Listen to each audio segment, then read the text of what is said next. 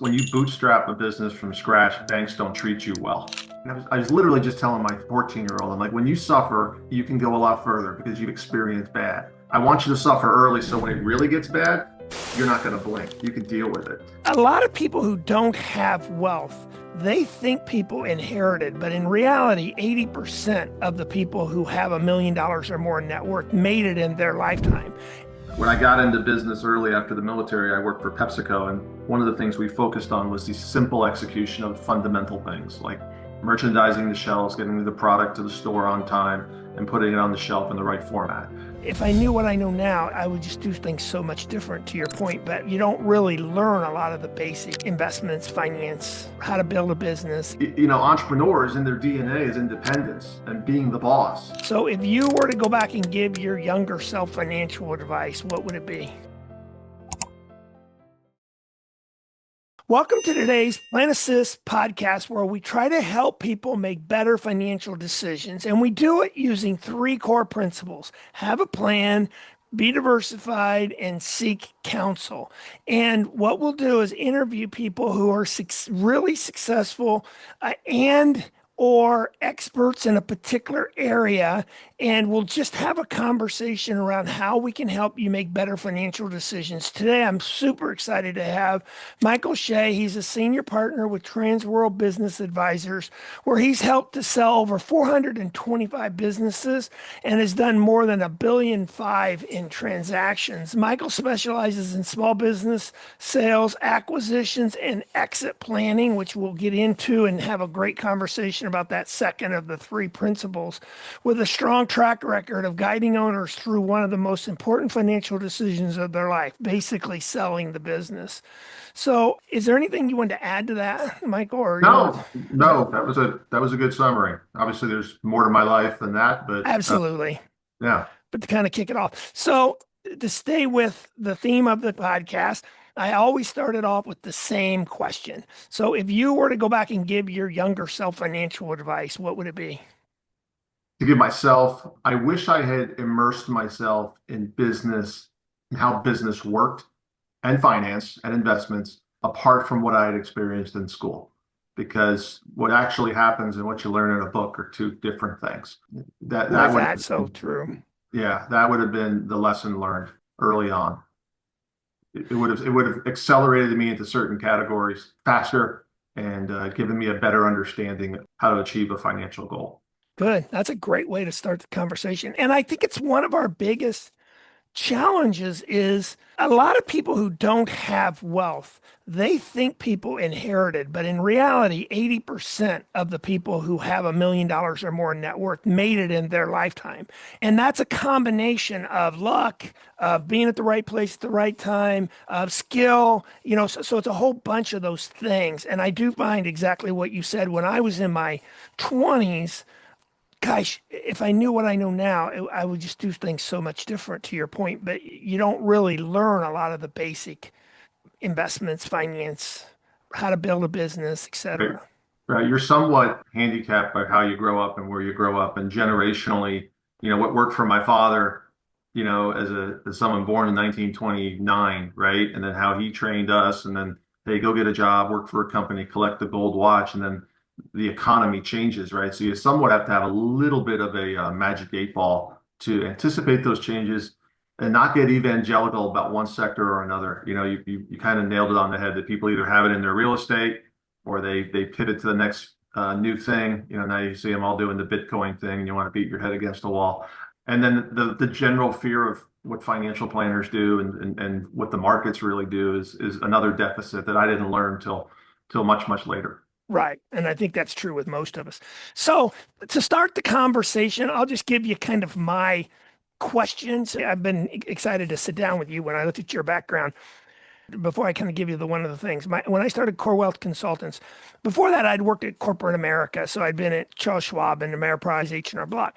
And then when I started Core Wealth, one of the things that kind of came back to me when I looked at businesses that had successful, and I'm talking like the smaller business, the family size business, there were kind of two things that I found pretty universal. And I'm curious to see if you found this to be true or if I was just, kind of bumping into the same thing over and over, is number one, the person who started the business had expenses really high on their agenda, paid real close attention to expenses. They didn't let expenses get bubbled out of control.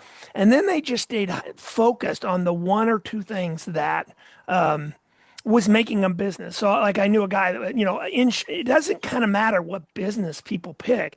If they pick a good business and stay at it and kind of do what they need to do and then keep expenses under control, all of a sudden they wake up 10 years, 15 years later and they have this incredibly valuable business. Do you find that to be true or not true? Or Largely, yes. Those when you bootstrap a business from scratch, banks don't treat you well. You've naturally got this left and right limit that forces you to stack nickels, as I like to say it. oh, that's a good point. You're extremely, you're usually bootstrapping, you're usually leveraging your time for the investment. Maybe you're leveraging a little bit of equity in your home or you start off. We like to encourage first-time entrepreneurs to get into businesses that cash flow really well to keep those expenses under control. Because you're getting paid net 30, you can kind of keep the debt down.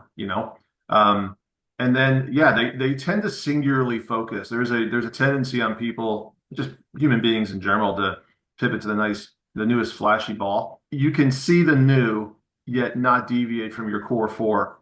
When I got into business early after the military, I worked for PepsiCo, and one of the things we focused on was the simple execution of fundamental things like merchandising the shelves, getting the product to the store on time, and putting it on the shelf in the right format. And we focused on our core elements that sold.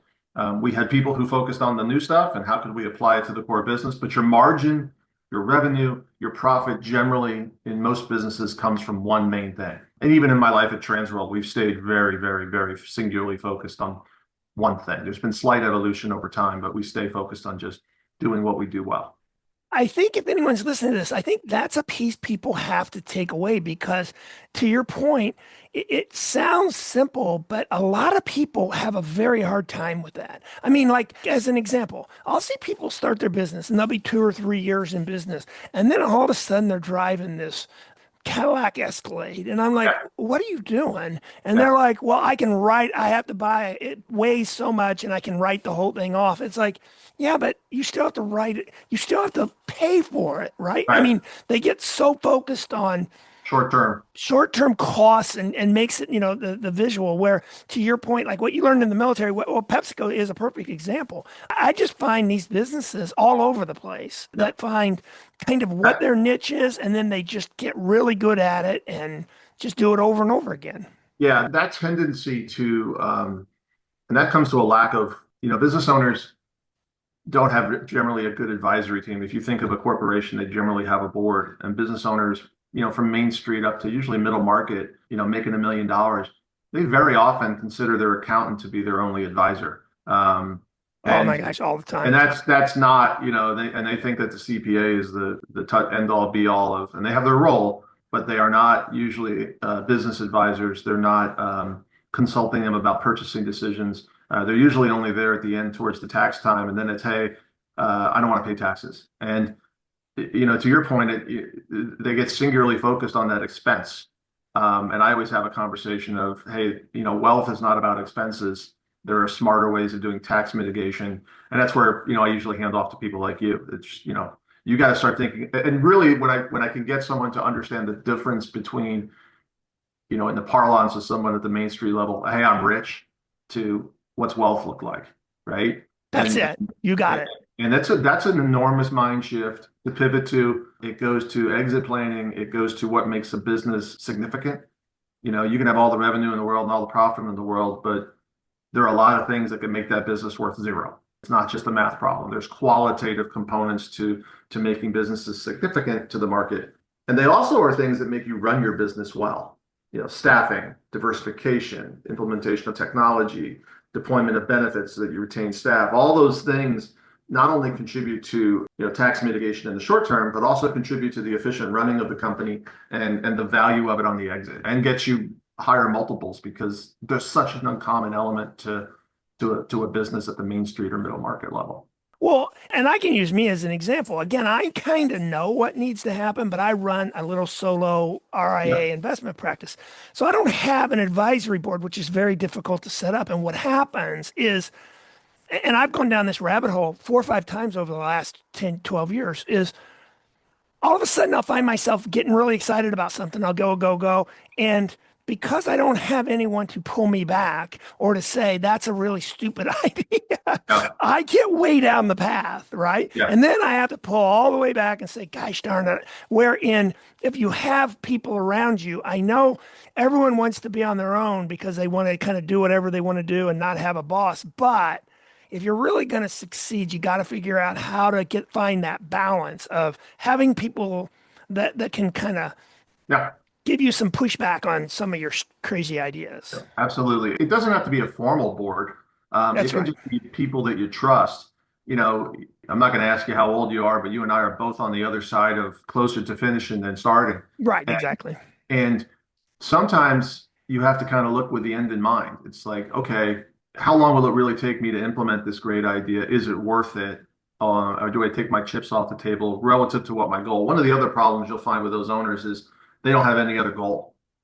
The business is their identity. And as a consequence of that, it's real hard to pivot and make decisions in the context of what's my next step. I mean, you as a financial planner, you're talking about retirement, having enough money to do what you want to do. Dreams are part of that puzzle. But since they don't, most business owners don't have financial planners in their window, they don't ever have that conversation. And they It's don't not even real. have dreams. Yeah. They just like what they do. I mean, like if Yeah. you ask them what your hobby is, it's they like going to work. I mean, That's they it. And truly you, like it. right. And you can do both. Yeah, But the pace at which you do things, and sometimes it's, you get wiser and older, right? Harken back to my military days. The less at 56, I can remember the lessons learned and understand why organizations did what they did to me 30 years ago. Why do they pair a 21-year-old up with a 40-year-old sergeant? It's to keep the 20-year-old, 21-year-old in check from doing something stupid. And right. the 40-year-old may work for him, but he's got some gray hair and wisdom. And entrepreneurs in their DNA is independence and being the boss. And let's face it, they're not always exposed to different lexicons of leadership or management, so they don't understand. You can be in charge but not in command.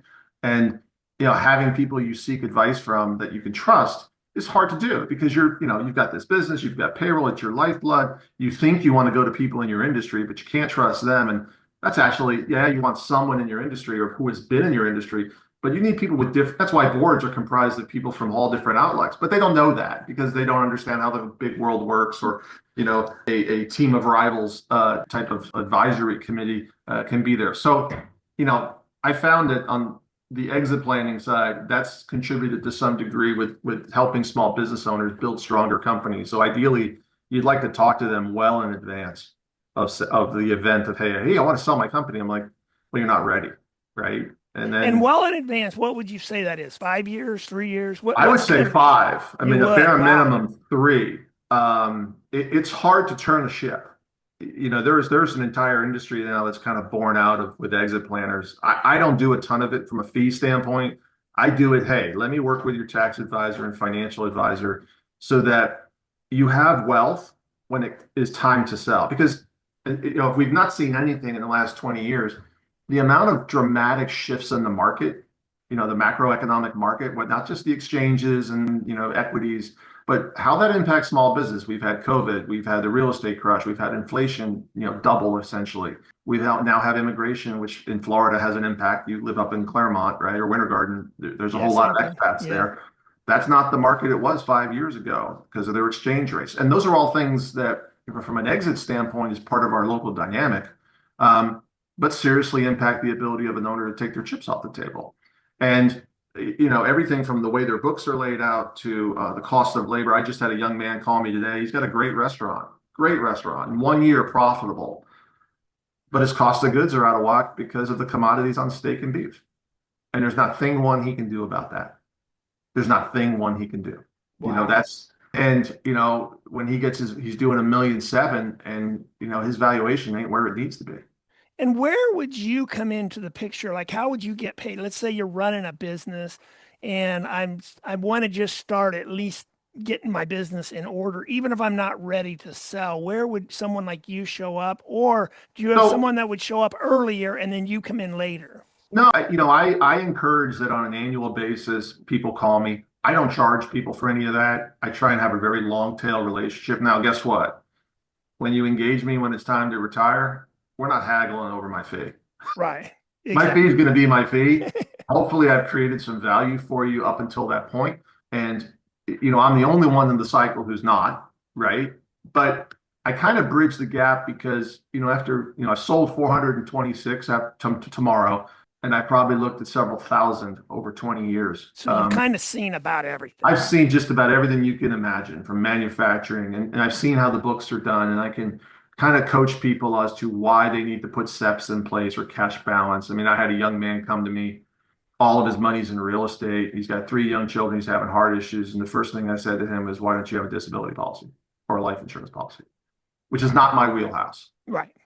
But in light of what the real problem was, that was the real problem. And that was obvious to you once you kind of did the list. Well, And look, like, I, your big problem yeah. is this. Look, so the good things about the way I was raised was, I built a financial plan when I got married and planned out literally right to how many years apart my children would be. I had equities. My father did have me meet up with a financial planner. I didn't really understand it, but I did know, a penny saved is a penny earned. I did know that how the markets generally work. When I got married, knew I needed to have a life insurance policy. I knew I needed to have a disability policy.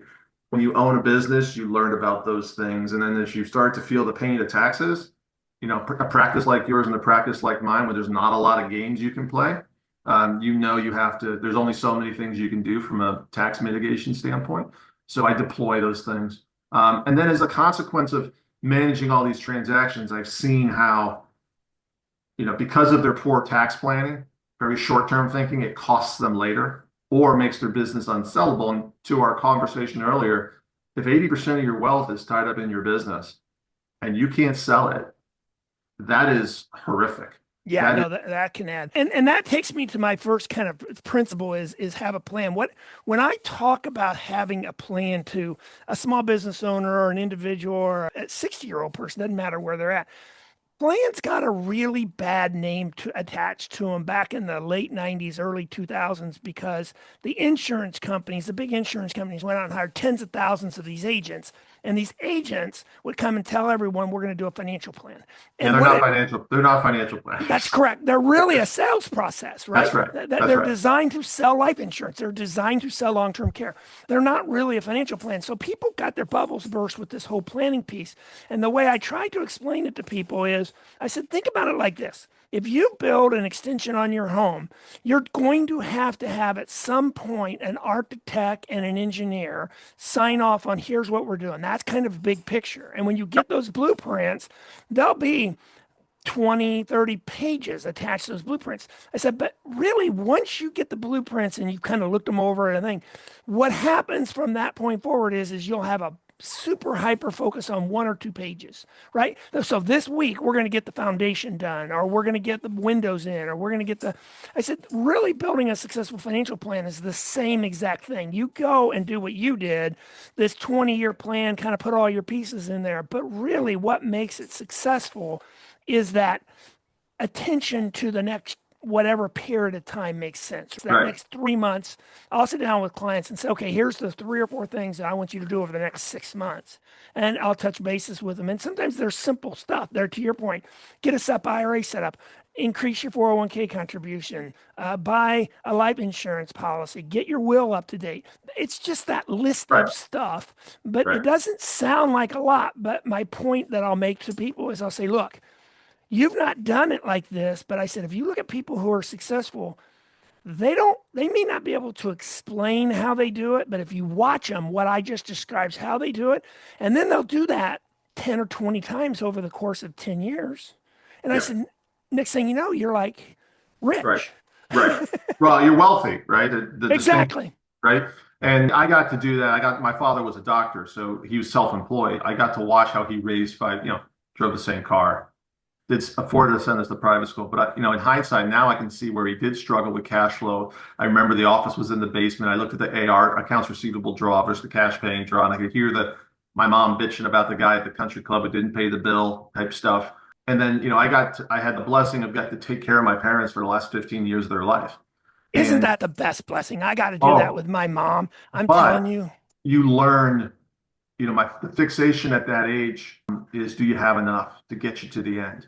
And they had enough. They had more than enough. My father had second to die policies. My father had Blue Cross Blue Shield, all the best. And then at the Uh-huh. end, got to live with me. And then the real estate, and Hyde said you get to go look at the real estate play, the adjustment, the downsize, the adjustment, the downsize, the adjusting of lifestyle relative to what you go. So like, I have a young lady, 62, owns a business in St. Pete. Met with him yesterday. She owns a commercial property. She owns her house. She has two houses. She's got a house in North Carolina. And she's done her best to figure out her expenses and what's going to cost her. And I had to say to her, "You're not keeping both houses. It's not going to happen. You can't afford it. One's not near a hospital, and you're going to need a hospital at some point, right? And then, but you do own these houses, so you're in a pretty good place. You got to, net after taxes." You're going to walk with 1.5 million. You're not going to spend 150 grand a year, but you'll probably spend 75 to 80 in your tail end. And she hadn't calculated her Social Security because she didn't know how to. So the point being that as you go through that process of managing end of life, it gives you some forward thinking with regard to how you interface with customers to deal with reality, right? And it's like, let me tell you how you do this safely and leave a legacy to your family. And that's critical because in light of that, we've made that comment that business owners, they can never see themselves not doing the business. I'm like, guess what? We're all going to die in our pajamas in a bed. That's what's going to happen. Yeah, you no, know. that's right. So you can think you're going to work till you drop, but that's a euphemism, and that's not realistic. And you owe it to your family to do otherwise. And what I meant by the blessing to be with our parents kind of end of life is even though I'd been a financial advisor my whole life, I mean, I started as a trader on the floor of the commodity exchanges and, I've always been around the money.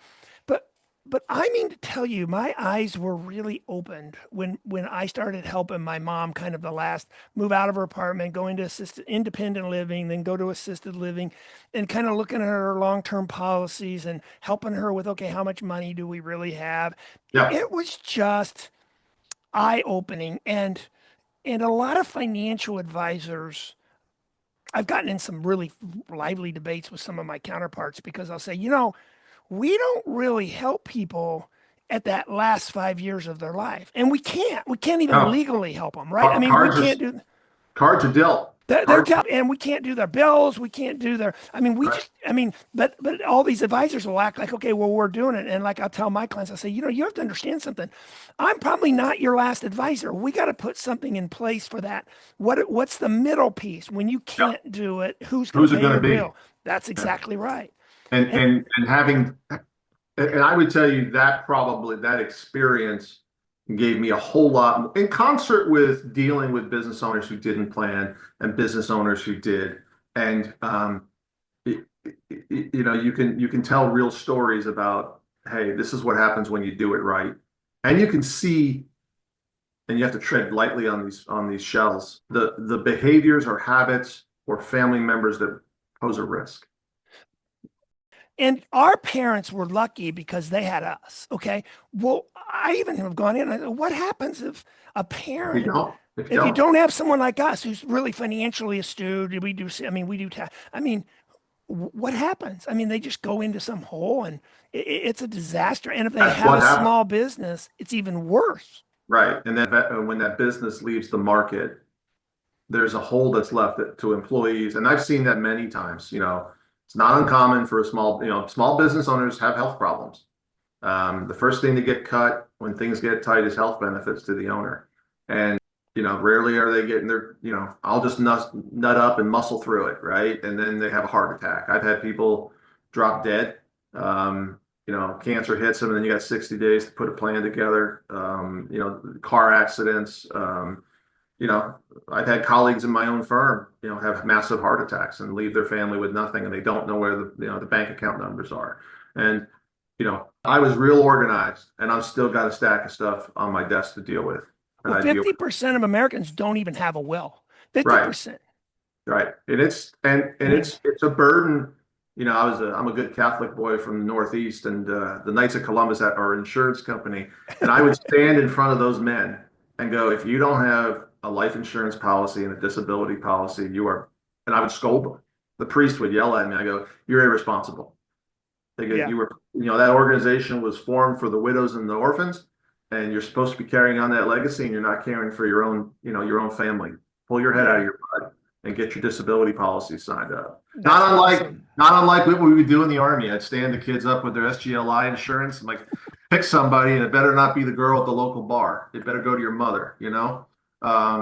But when you get to small business, it's the price of freedom. These people have the options to do what they want, and sometimes the small business owners don't have a lot of options. They're squeezed by the banks. Financial advisors. I've had financial advisors who won't deal with small business owners because they're hard to manage. And sometimes you ask like where I sit. Sometimes I function as a foil, as like hey, that guy's not wrong. Now you may not be able to do it. Even with my own financial advisor. Like he wants me to do something right now, but like, brother, I got cash flow issues, right? I got to manage a business. I got 3 kids in private school. I can't just broke a $45,000 check for a long-term care policy right now. I can do it in Q1 when I have this liquidity event or I get this transaction done. And he's like, but I'm like, you let me manage the business. You set the strategy. I'll achieve those goals. So there's always a healthy tension. But sometimes business owners are because they're just not astute, that lack of learning that I alluded to early. They're sometimes intimidated. And then they lack 2 things that are critical to financial success. They lack confidence and they lack trust, right? Yeah. So if you lack both of those things, then what happens is all of a sudden, like to your point, he's saying do this. Well, you have lots of confidence and you trust that the advisor's trying to do the best for you. It's just not now. It's not no, it's just no now. Right. And in your experience and in other financial advisors, building a relationship of trust takes a long period of time. That's right. And sometimes you pick the person you like, and that's actually not what you want. You like the person who's competent, makes good serious. I mean, I think about, it was funny. I was not the favorite of my mother or my father, right? Because I left the house. I went off to do business. I didn't follow instructions. I was the rebel. But when it came time to handling the estate, they knew, let's take the mean son of a gun down. Oh my gosh, you and I are both identical. That happened the exact same thing. I went off to Chicago. I want to trade. I'm going to go and whatever. Right. Okay. And that's important. It's making decisions about who's going to do what's right for everybody and care for people and make tough decisions when tough decisions have to be made. That's right. Because there will be tough decisions. That's exactly right. And someone has to have the tenacity and the ability to do that. So we've kind of done a really good job kind of covering having a plan. So everyone understand having a plan does not mean some 45-page PDF document you drop in a file and never look at it. It means here's where you are.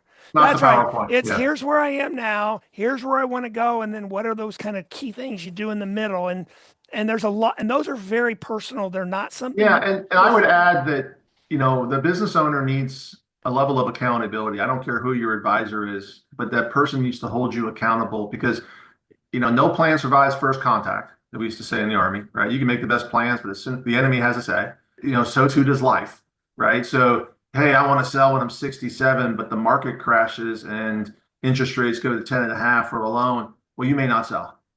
But if you've prepared, if you've built wealth from the beginning, that's right. Your ability to adjust terms at the time of the trigger is easier to do because you have the wealth. Waiting to pull the 80% out of the business is not an option. You have to prepare years in advance, and you've got to have that accountability piece. Someone who can call it as it is and get you to fix it. I find that small businesses, the accountability piece is the hardest. I own my own business, but I grew up in a world where I had lots of accountability in the armed services like you were, but I did have coaches. I had crazy bosses. I had boards that I had to go and give presentations to. But so now when I am not doing what I need to do, I'm actually self-aware I'm not doing it. Right. Yeah. And so I make a decision kind of, I should be doing this, but I'm not. At least I'm aware of it. What I find with some of these small businesses is they're not even self-aware enough to say that they should be doing this. I mean, because they've never grown up in a world that pushes back at them. They've just grown up as the boss for their whole life. Right. And that is, you're competing as an advisor with, how they were educated. I mean, that's a whole nother podcast, right? What do we teach kids in school to be able to see? I mean, I had a young man come to me, mother and father, doctors, nurse practitioner, and he went on to become an electrical lineman. And he came to me to buy a business. He was making $185,000 a year, had $200,000 in the bank. And he was like, I want to buy a business. And I looked him dead in the eye and go, no, I want to. I'm like, you're not ready. You don't know how. right? You don't have those learning. There's a lot of learning you have to do, but you're killing it in a trade where you're a scarce item and you're young. And I go, you need to stay right where you are. Put the Yeah. money in the market at 8%, live within your means. Don't make any dumb purchases. He had a little side business flipping equipment and stuff, and he was killing it there. I said, you're in the top 1% for your age bracket. Stop it. But he didn't have that context. Exactly. It was the self-awareness, right? Right. They just Right. didn't have anyone, unless they sit down with someone who's totally unbiased, that doesn't Right. really care and give them a feedback. All right, Right. so let's talk about the second of the three. So diversification. Here's the biggest challenge that most people have when it comes to building, holding on to wealth. There was a statistic that I saw recent, so this is in the last couple of months, that 18% of Americans, 18% of households, not Americans, 18% of households have a net worth of $1 million. Okay. Now, Mhm. I was pretty surprised by that when I saw the number. I'm like, wow, that's a big number, to have that big a number. But then when you really dug into the numbers, you found out, no, no, no. It's actually 3% have $1 million outside their homes. There you go. Right. So the point becomes on diversification is concentration creates wealth. Diversification preserves wealth. It's important to understand that there are going to be long periods of your investment career where you will be concentrated in a small business, maybe in a house for a period of time, maybe And, in the and company you therefore, work for. and therefore risk goes up. Substantially higher, exactly. But you need to be aware. It goes back to the self-aware. That means you need to have a diversification strategy. So as time goes, you want to figure out how to take money off the table and do it when it makes the most sense, but it has to be personalized, right? Like listening to some guy on an 800 number isn't going to work. You're going to have to sit down with someone because everyone's life's personal. Do you find what I just said to be true? Wholeheartedly. Okay. Yeah. A lot of my view of the world is predicated on having been in the army. And, when you're a young soldier, you don't have a lot. Right. I've lived in a trailer. Yeah, I but was most of us didn't. I didn't I either. was I So was pretty happy in a trailer. yeah, And that was an upgrade to you. well, no, I was look. Remember, Doctor's Son, Silver Spoon, Oh, trailer, that's true. right? And when you look at your property, you kind of like. There's an old line from it's actually from the Bible. I think it's in the Psalms. It's teach them to deny themselves. Right. I remember from a Robert E. Lee writing home to his wife when he was off in the Civil War, telling his wife to tell his children to deny them of the good things so that they'll learn that what they can live and that what they can suffer. And when you've been poor, and I was literally just telling my 14-year-old, I'm like, when you suffer, you can go a lot further because you've experienced bad. I want you to suffer early so when it really gets bad, you're not going to blink. You could deal with it. And having watched my parents go from my father from abject poverty to a doctor to a nice house to build wealth to downsize to downsize to downsize, mostly driven by health events, right? But I also watched his when he retired, he had like 1.5 million. But the downsizing of the liquidity on those properties, which were tax free, those timed with luck, you nailed it early, the luck of who was in the office and how the markets played Uh-huh. allowed him to generate, more money in his retirement than he did in the 30 years he worked, right? My gosh. Coupled with an adjustment of expenditures Yep. driven by health. But, I remember saying to him one day, man, he freaked out about not having enough money. My dad, you spend $5,600 a month. That's what you spend. I could, you got more money than I know what to do with before even I cash out the life insurance policies if I so chose to do. But, the point being, starting with the end in mind, and if business owners have that goal. Yep. And I always think, the conversation you and I have, and these types of conversations for business owners, or even just a, retiring executive or a person working is, a healthy understanding of this ends is kind of the trigger point that forces you to adjust the way you spend money, right? And how to build wealth. I don't even like that word rich. No, I agree with you. As you raise children, the unintended benefit of my father living next door to me when he was, in his late retirement, his 80s, I would say to my children, who's the richest person you know? And they'd always point to the people in the mansions in the back. And I'd go, no, they're in debt. The richest guy you know is the guy wearing a t-shirt, the sweatpants, and the Crocs watching Yankee games in his leather chair next door. That's the richest guy. And like, no, I'm like, yeah, let's show you what's in the bank account. And like, oh my God, yeah, well, then why doesn't he live different? He doesn't need to. It's not a need thing. He's building wealth for his family and to take care of people what turned out to be another 15 years. But the wealth kept coming because he planned, he lived within his means, and that there is that disconnect that's occurred. Now I've got college students, and I told fortunately I have their mail come here, and the amount of credit cards they get sent is mind numbing. So when my kids came home for fall break, if you see all these, you're being sold to at 22% interest. Don't sign any freaking credit cards. Yes. But those are That's such a fundamental. shame. Yeah, but it's a great lesson if you're the lion that knows what's being sold to you. If That's you're if true. you're if you're situationally aware, you're not going to get yourself in a situation when something goes wrong. You go to the statistics on those families, who has $1 million, who doesn't have $1 million, how much is in their home. All you and I can do is point out the reality. If they live in denial, they live in denial. It's that, but if we can change the mindset about, hey, building wealth, you know, saving money, having the wherewithal to deal with the storm that'll come. And you'll know this. I'm in this business 20 years. And because I've been in it 20 years, I've seen cycles. My franchisees have not seen cycles that I've seen. So I can see leading indicators that indicate certain things to me.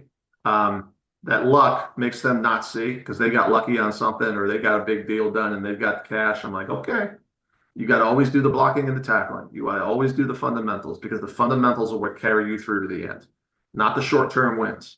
I mean, just ask the Gators. No, and you're dead on because that's why I came up with have a plan B diversified seek counsel. Those are the fundamentals, right? And people don't realize how I came up with those when I started Core Wealth back in 2012. I was like, what is it that really successful people do? And I found 5 or 6 common denominators. So it wasn't terribly difficult to kind of identify, but it wasn't, it was still pretty broad. And then I watched a Berkshire Hathaway shareholder meeting where Warren Buffett got on and Warren and Charlie Munger said, someone asked him, what was the best financial lesson you ever learned? And with no pause or anything, he looked and said, it was invert everything. And what he meant by invert everything was he was a weatherman in the Army. And one of the things that he did was when he was a weatherman, he realized that telling those pilots, you have blue skies, low winds, et cetera, didn't add much value to those pilots' lives. Mhm. It was, hey, you have ice, you have thunderstorms coming in, you have high winds. That added massive value. And he took that lesson into his real estate life and into Berkshire Hathaway. And so I did the same thing when I started Core Wealth. I said, okay, well, what is it people that have a lot of financial chaos in their lives not do? And then I found those 3 have a plan B, diversified, seek counsel. People who aren't successful, they almost uniformly are challenged by all 3 of those. And then I looked at the people who are successful and they're usually really good. So, that whole diversification's a art within science, but it is a challenge and one of the things that you can help people with. And then the last that I want to kind of hit on, I want to make sure I touch on it is the seeking counsel piece. I find again, people who have developed an indecent amount of wealth, they're just really, really good at getting input. So I'll get feedback. People say, I don't want to really seek counsel. I'm like, then just call it input. Call it, be curious. Call it whatever you want to call it, but make sure that you go and ask people what they think. Yeah, and understand that seeking counsel does not make you any less intelligent than another. My wife's in the medical field, and my father was too. And as I care for my parents, doctors routinely refer to other doctors, right? That's a great example. Who are specialists. My father was an anesthesiologist, but he did not, he would consult with regard to getting the patient out, getting the patient up, right? Making sure they don't feel it, right? What's it going to take? What's their comorbidities? What can they tolerate? And then how long is the procedure going to be? And, are there any ancillary impact items? But as I cared for my mom, we had infectious disease, we had freaking geriatrics, we had, an oncologist, we had surgical consults. I mean, you name it. I mean, she had more doctors than I have fingers and toes at one point, but they all seek counsel because they get very, very specialized. But at the end of the day, a healthy understanding from all advisors, that's one of the neat things about the exit planning process that should start so early, is there are a number of people in the mix. There's legal counsel, there's your accounting team, there's your financial planner, and there's your broker. And the owner needs to be the captain of the ship. And these people all have functional disciplines. None of them should be steering, right? And it shouldn't be solving the puzzle in the light of one element. It should be very much collaborative. And in the context, like if Tim Clifford's doing his job on financial and you get the seller to $5 million and the market goes to 10% interest, which decreases the value of the business, and the goal was to get to 5 million, then you can sell the thing on an owner finance note, wash your hands and walk because you've got enough wealth. Because the goal is to exit, Right. not to hang on and run the thing until you drop, right? That's the goal to achieve that goal. So, conversely, if they're banking on me to perform a miracle and I can't control the markets and I can't control the lending rates because Donald decides to hit China with 100%, tariff and cost of goods escalates. We're seeing that right now in some businesses where tariffs have impacted. Well, the cost of goods have gone up or the commodity markets have gone up in restaurants, profits drop. Guess what? Valuation drops. It's not static. Yeah, And exactly. those aren't a function of our ability. But with time, early start, with time, you have an easier way to deal with the vagaries of the market, right? And the inversion thing's kind of it. It's like, okay, we know we're going to hit storms. It will not be rainbows and unicorns. If the only variable that is in the control of the seller or the business owner or the person looking towards retirement, and it's the variable that creates the most friction, is time. The sooner you start, the wealthier you get, right? And the more patient you are and the more time you give it. Right. And you can take a punch. Yeah, exactly. And people that I know, that's probably their single biggest superpower is Right. they have this patience and kind of think about things more in a decade versus a Yeah, month or a it's quarter. look, when I buried my father, some of his colleagues showed up in their 80s, they're still working. And my brother's like, why are they still working? And I simply said, they're on their second wives. Yeah, exactly. They all had their income cut in half. They get a divorce. Yeah. Dad didn't do that, right? So dad got to chill out and work and then played the equity lift on the real estate. And everyone thinks he's the wisest man on the earth.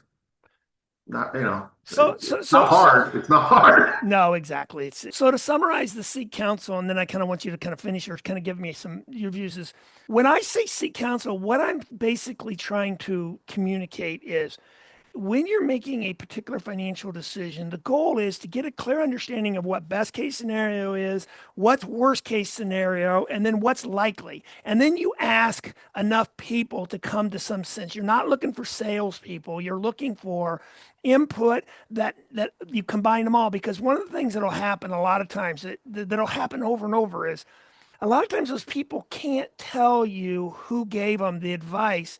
And it's not like they don't want to give that person credit. It's just they can't because they talk to you, they talk to me, they talk to their CPA, they talk to, someone in the business. So they went and talked to 8 or 9 people. And the combination of all of us came to some decision. It wasn't what I said or you said or the accountant said. It was some variation that caused them to Yeah. come to some It's decision. the pot boils and it suddenly triggers, Yeah, right? that's right. That's exactly right. I can think of the dumb mistakes I've made in my life, and it all harkens back to Aesop's fables. Yeah, It's like the reason they teach us that stuff as a child is because they're true. yeah, Tortoise and the hare, Three Little Pigs. Someone says to me, well, I will use those analogies from time to time because it resonates with everybody, and they kind of chuckle. I go, I'm not joking. If you build your house out of concrete, it's going to stand. I got a buddy who just bought a house down on the coast. I was at a football game with him Friday night, and I looked at him. I go, you do know that God's kind of wiped that thing clean 3 times, right? He's like, yeah, I know. I said, so why are you doing it? Like, why don't you just get an Airbnb if you want to go to the beach? I live in Lakeland, right? So we're a good hour and a half from the beach. And the yeah, guy, exactly. and when a cat three hits, we feel the cat three, right? It's not, did you not read the papers last year? Why would you do that? Because it's always going to happen to the other guy. And, that's when I use my sarcasm to kind of punch them home. But they know.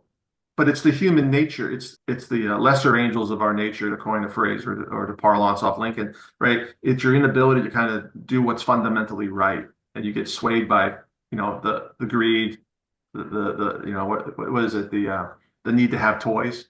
You kind of alluded to the business owner who has a nice Mercedes and the leather and all these extra cars, and they think they're saving money. I'm like, you realize that sucker depreciates right off the mark, right?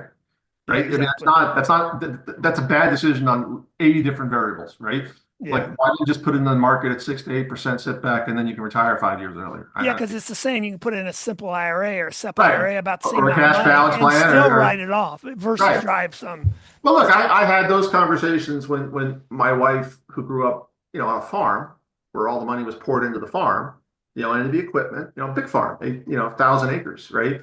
They weren't exposed to this. They bought more land, right? And the need to have cash was something that they had to deal with. Getting my wife to understand that just because it's in the equities market doesn't mean I can't access it. Yeah, no, that's right. I can borrow against it. I mean, but these are things that they're not exposed to. So hence to the first question, like what did I wish I knew? The earlier I had known, the faster I would put money away. You That's a know, that's an awesome way to finish. So how do people get in contact with you? Kind of as we tie just this about up. anyway. I'm all over the internet. You can go to yourfloridabusinessbroker.com. Okay. You can call me at 321-287-0349, or you can email me at mike@tworld.com. Okay. Well, Mike, I really appreciate that. It's been a fun conversation. It's been really Likewise. moving forward. I appreciate your time and the input and your wisdom that you shared with the listeners. So with that, have a great day. Thanks a bunch. I Yep. appreciate it again. Thank you.